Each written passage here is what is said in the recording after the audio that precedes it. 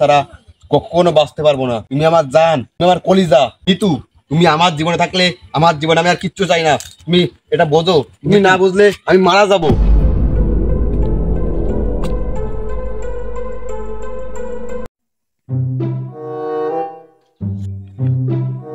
আচ্ছা তাহলে আমি এখন তাহলে আসি, আমি এই ব্যাপারটা নিয়ে ভেবে দেখবানে। আচ্ছা তুমি যাও।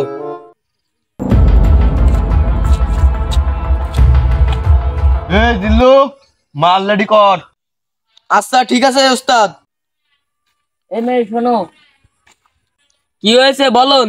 তুমি ওখানে যে ছেলের সাথে প্রেম করছিলে ও কিন্তু ভালো ছেলে নয়। ও তোমার মতো হাজারটা মেয়েকে প্রেম করে ধর্ষণ করেছে। তাই তো বলি তুমি ওর সাথে ঝামেলা না করে এখান থেকে ভেগে যাও। ওর কিন্তু পরবর্তী টার্গেট তুমি। ঠিক আছে আঙ্কেল।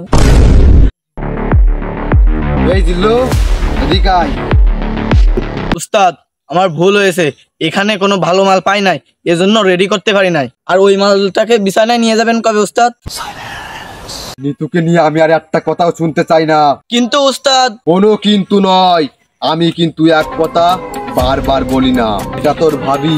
উস্তাদ ও না না, ওটা তোর বড় ম্যাডাম। আমি তোমার বসের সাথে কথা বলতে চাই, তোমার বসের সাথে কথা আছে।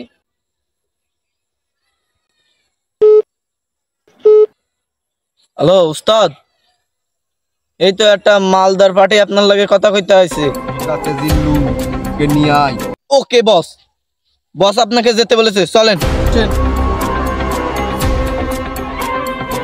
উস্তাদ একে নিয়ে এসেছি।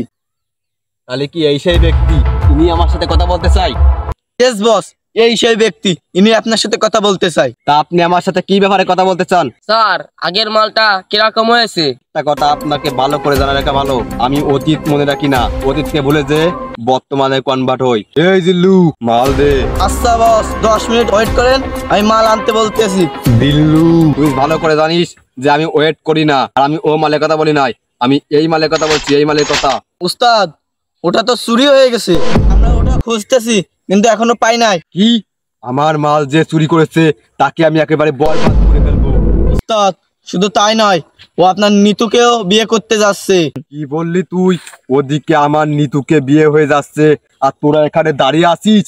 যা হেলিকপ্টার খবর দে, আমি 5 মিনিটের মধ্যে ওখানে যেতে চাই আর ওদেরকে বরবাদ করতে চাই। উস্তাদ, এই মুহূর্তে আমি প্লেন কিভাবে পাবো?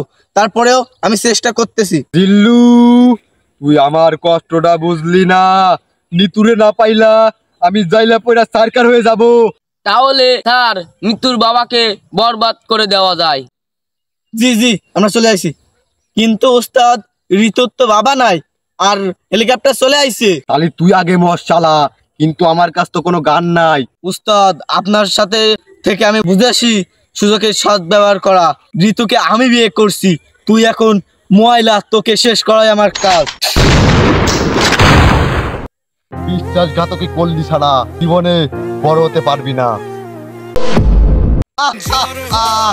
এখন শুধু ঋতুই আমার, ঋতুকে পাইতে আমি সাকিবকে বরবাদ করে ফেললাম।